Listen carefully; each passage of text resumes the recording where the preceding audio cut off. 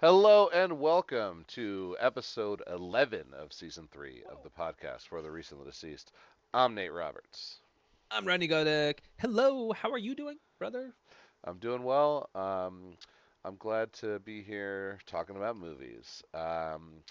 We've got, Movies, yeah. yeah, movies. Uh, Cinema.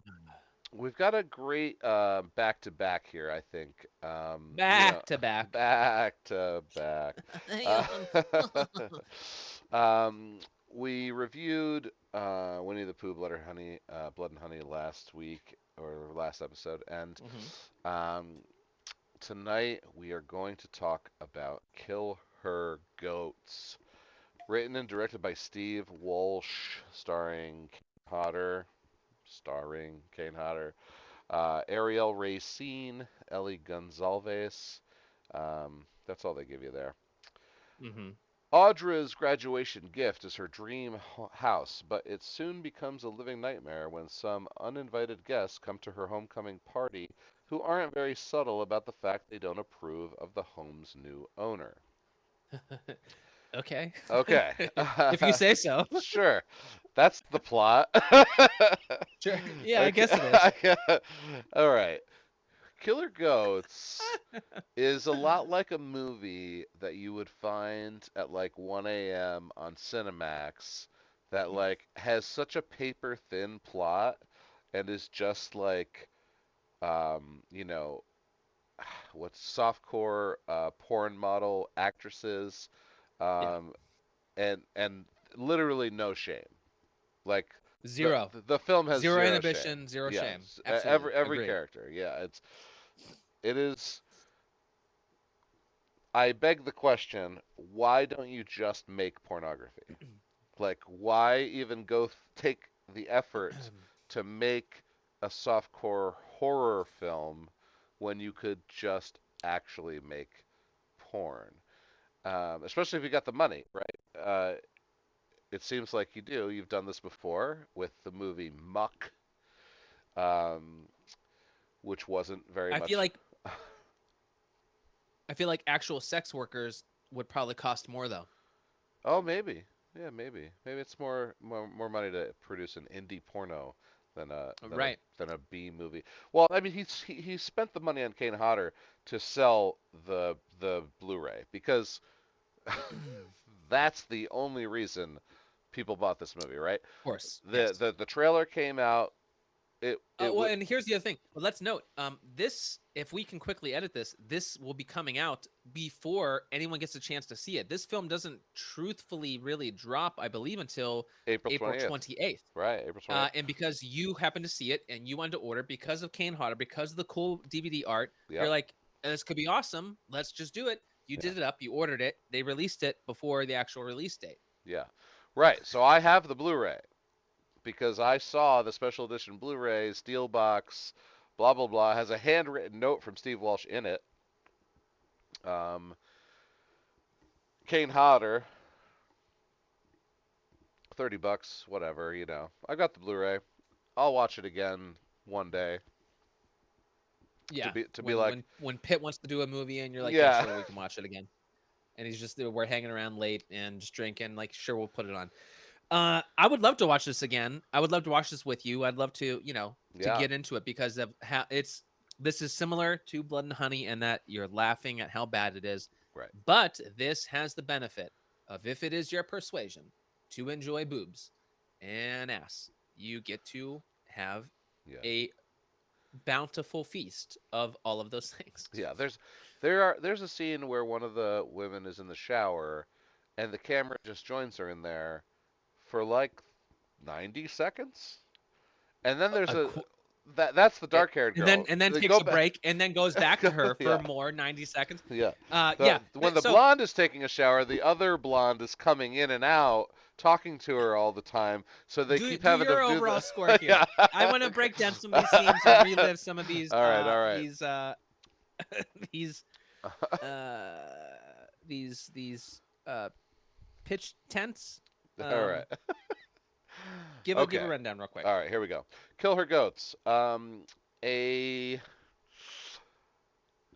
Skinamax level B horror movie with mostly, once again, practical effects. Lots of TNA. This is a movie that Joe Bob Briggs would say, check it out. Uh, um, this is a movie that Diana Prince would be in. I'm surprised she wasn't in it. They Or couldn't afford her, they but couldn't afford her. Yeah, she's no, actually, she's probably way too popular to be in this movie. yeah. Um, you'll get some good laughs, some big eye rolls, and a surprisingly fun and uh, satisfying twist ending. Hmm. I give it a 4 out of 10. So, Kill Her Goats is completely confusing and weird movie with such a interesting art house title that you're like, this could be greatness. And then yeah, very very quickly you realize, nope, it is what Nate said. It is a Skinamax original. Um, the acting is horrible. They kind of do the thing like they do in Feast, where they do like the those titles, and so you're informed about the characters as they come on screen, and it kind of, and even in the end credits, they kind of like reiterate who they are and the only reason why they're in the movie. And you were like, yes, this was just a vehicle to showcase the physical prowess of the female leads in the movie. It's shameless. It's offensive. It's misogynistic. It's grotesque and all of that. But if you don't take things seriously, you can enjoy and relish in all of that gratuity, and which I did. I thoroughly enjoyed how absolutely stupid the people in the movie were, and the movie it was itself. The actions, the sets, the setups, it's an excuse to just showcase the girls in compromising positions in scenarios, and it's entertaining most of the time, laughing at how insane and absurd it is. So for me, ultimately, I landed also at a 4 out of 10 for Kill Her Goats. I enjoyed this more than Blood and Honey, and it has a different kind of rewatchability because of what's involved in it. I was watching it with my wife, and I'm just like, I gotta watch it. We're talking about it. I gotta. So let's uh, get into it. I mean, Nate, all right. every single scene, I texted you when I was watching this. Every Yeah. single scene is just an excuse. Have the character do something that showcases tier A. Yeah. Oh, So this it was girl, constant. It and was let them talk to themselves when yeah. there's no one else there to Oh yeah. describe what they're doing or what T- they're about to do. She literally is like looking at herself in the mirror, and she's like, my hair. I need to take a shower. And it's like, so then you're like, oh, she's gonna be in the shower soon. I'm gonna see something. And like now you're just waiting for the shower scene. it was She goes constant. outside. She There does cartwheels yeah, yeah. just to get a jiggle. She's hopping downstairs to get a jiggle. She's hopping on beds to get a jiggle. The what about the girlfriend of the one guy, right? The Yeah. the skinny brunette? Oh no, Nate. Yeah. Since you don't seem to be giving her the credit, she was the last nude model in Playboy. I'll have you Yes. know, and I know that because the end credits told me. Yes. Two or three of them were former playmates, Yes, former playmates. according to the end credits. Okay, all right. So we're in spoiler town, What right? about her? What about her? You were saying what about her? She what? Oh, I was just saying like her just the outfits that they had that she was Oh in. It yeah, was and every second she was on the screen it was like what am she I never had a shirt watching? on. I think she was always Yeah. topless. Yeah, I just couldn't believe it. Like maybe because I haven't watched, a Skinamax movie since I was a Yeah, teenager, I know. since real porn like is on the internet now, uh, like, or like I say now, like it just hit the internet, but like, Right? Yeah, yeah. He just discovered. um, He's exhausted. yeah, but this movie I just couldn't understand.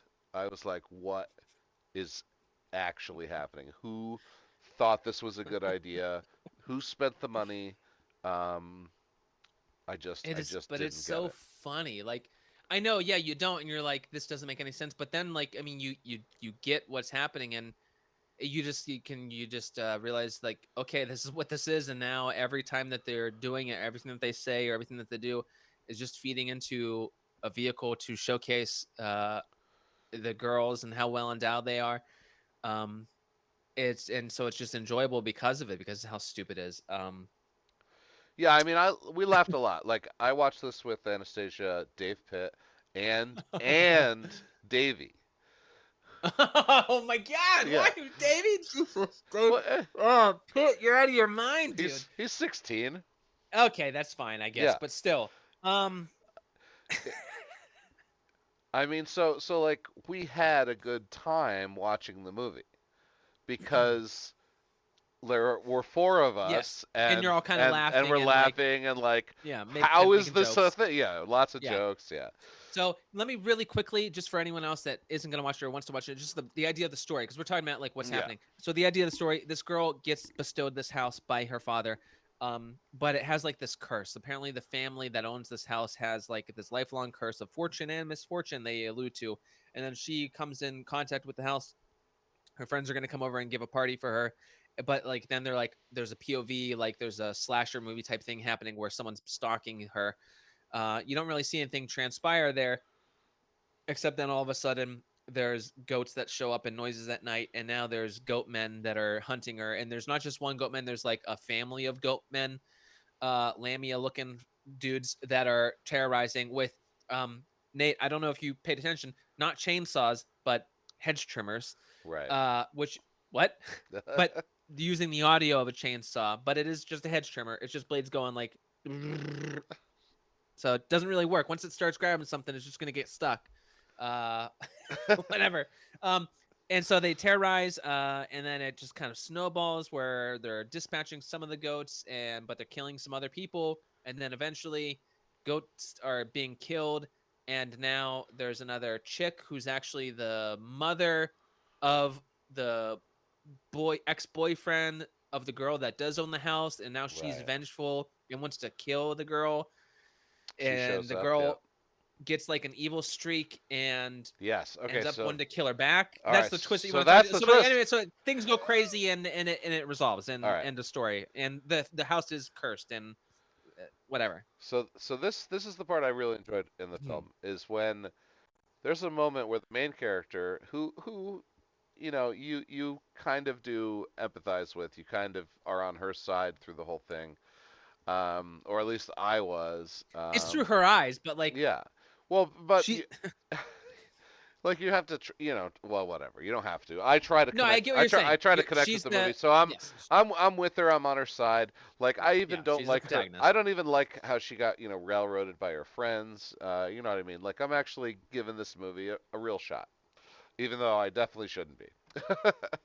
uh, it comes to a point in this movie where not she doesn't become the villain, but she starts like she kills one of the goats, but now she's like, "Oh, I'm just gonna kill anybody who comes near me now." Like Hmm. I have lived through this trauma. A switch has flipped in my brain. Maybe I'm crazy, maybe I'm whatever, and I'm gonna kill anybody I see now. And she does, and it's like, it was a really nice turn. Like Sure. it's not a big turn, it's not a big Right. surprise, whatever. Right. But it was good enough to like get me interested for like that last 10 15 minutes where yeah she like has that weird fight with the mom aged giant titted lady uh, Giant who's tit monster who lady. just like shows up in like a convertible for no reason and Yeah, just she's like in a No, she's in a Lambo, I think. oh Yeah. yeah. And I mean her ass is hanging out of her miniskirt when she's like looking in the windows, like, and you're like, what is going on? That's what I'm saying. Like that skirt could have been a couple inches longer, like, But but that's yeah, not but that's not the point. And then like, no, that is well, the point. Is to like, she shows up, she has to look in the window so that she could be in that so she position where could, you do yeah, get to do the upskirt shot. yeah. Just like the wine has to get spilled so that someone gets on their hands and knees and has That's the cleavage cle out so they can wipe it down and you get to see that shot.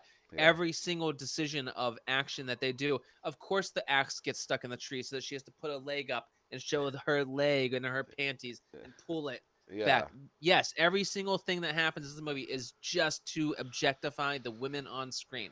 Yeah. Um, Now they're completely on board. They are 100% all about the objectification. Oh, That's how right. they make money. Right. They're willing participants. This is not Yeah. men telling them and them not having a voice.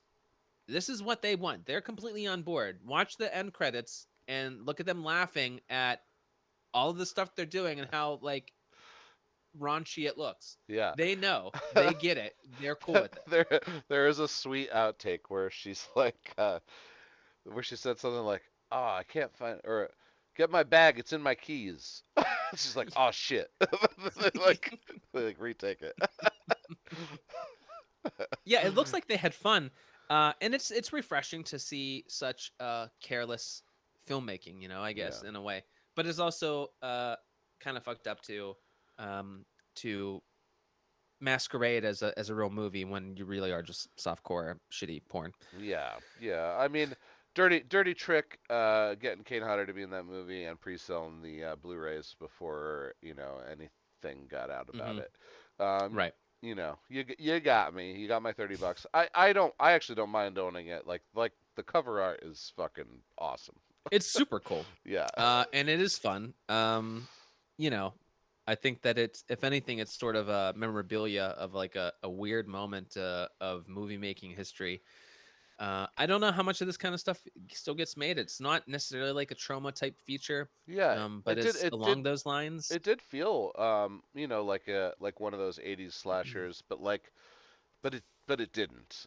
You know, Right, it didn't because there was too it much was too absurdity much. with just showing all that other stuff. There was just too There much of it. wasn't Like, enough of the POV with the slasher, like, yeah, because that kind of has that like Jason Friday the 13th vibe where you see it from their point of view and you hear weird noises and you're like, oh, okay, they're gonna keep doing this, but then they just abandon it yeah, and you don't see it again. And they weren't really stalking him to begin with, but it doesn't really make sense with why they were yeah. stalking. Every scene that happens, dude, like the shower scenes, the wine scenes. The So you mentioned this writer director is known for a film called Muck, muck. and here's the like uh the I don't know if it's the avarice or just how inflated his own ego is or the need to validate his self and his worth or what he's done. But lead literally tries on I shouldn't say 10, literally because I don't know, at least 10, 10 maybe more shirts in one different scene. tanks Yeah, in one scene in front of the mirror, and they all have the word muck on it because Muck was a film that this guy wrote and directed in 2015. And so whether he made them specifically for the scene or he had all left these tank tops and other leftovers. shirts like around, he's got Muck panties, he's got Muck baby doll tees, and she literally tries on 10, puts it on, looks at herself, and she's like, do do do, take it off, Take and it off. putting on Put it another one, on. do do do, And she, and there's yeah, nothing on it. They're kind of talking, but really the whole scene is just let's watch her do this. You don't even realize that there's a conversation that's like meaningless. yeah, It's just watching her change. You're like, she's not going to get another one. She's getting another one. This okay. This has got to be the last one. There's no way. There's no way that yeah. she's getting a fifth one. She's getting a fucking fifth one. And There's the conversation six, the conversation in my seven. living room was, "What the fuck is this muck? Like what? like Yeah, what because no one is? knows. And I'm like Yeah, looking. I'm like, do I not know a brand? What does muck mean? I don't yeah, get it. Why does she have all these fucking muck shirts? Does she like? Is this like a farming type thing that they mentioned earlier, and or like it's a company that like does this stuff? Like, is this the university that she just graduated from? What is going on? I'm yeah. so So like, confused. because it was Muck U was one of them, right? Yeah, Yeah, I don't know. it was And the so Muck U was the shirt. so just a weird little thing that really is just about him. Like it's funny looking back at how stupid it was. Um, the shower scenes, man, and then the wine, and by the end, whenever things just go bonkers, it's very very weird. It's kind of funny. Like it's similar to we mentioned Blood and Honey last episode, Yeah, and I thought it was really funny. The first kill in Blood and Honey, Pooh rips the shirt off the woman that he yeah, stuffs in the wood chipper. yeah, yeah, yeah. The first thing, like Like, what's the he need? He doesn't need grabs to. and He's like, just Let me see those tits. I'm Winnie the Pooh. I have an insatiable need. And then in this one, it's like the same thing. Uh, it's so bizarre. What a weird movie, man. Um, and yes, enjoyable. Uh, in its own way, but not a good movie. It completely just Yeah. weird. The twist and everything. In this one, so Winnie the Pooh, I hated the pacing. This one, I think, was better, but still had the same issues. By the time, like, I was all on board with the insanely long shower scenes. She goes in the shower during the daylight, and then like it's nighttime before she gets out of the shower. And then she stays up to watch a movie. Like, in the way they're talking, and seeing, they sleep naked. They Yeah, they, they they go to the bed, and like I was like, okay, she's sleeping topless. That's normal. And then she's like, I'm gonna take off my underwear now and get to bed. I'm like, it's kind of weird, but not weird, but you're showing it like usually a film would just like she's asleep now. You don't yeah, get to see her yeah, completely disrobe. yeah. Um, but the pacing after that, after things start to happen, it waved a little bit where it really got kind of boring No. after you see Kane Hodder come out with his his with Darth Maul hedge trimmer setup with sparklers on the ends. I was Yeah, it like, was what a is fun. going on? And he's got like those different multi packs of ammo. Like those I have a certain name. I can't remember. It's not carabiner. It's some Bangalore type fucking thing of like where it's like got additional things on his chest like you'd see Rambo have. I'm like, why does he have those? Because he's got these two hedge trimmers with sparklers on them. I don't understand what's going on. Yeah, Very bizarre. yeah, yeah. It was very bizarre. And then the other one drops through the skylight. Yeah, yeah. Oh, what a wacky movie. They had names. Goatface is the one, which obviously is hilarious because of Ghostface. Right, But right. I feel like they did have names for the other goats. But I'm not seeing them Yeah, I don't on the see him thing. here either. They were on the end credits. It's kind of silly that they don't list it in the IMDb, but that's fine.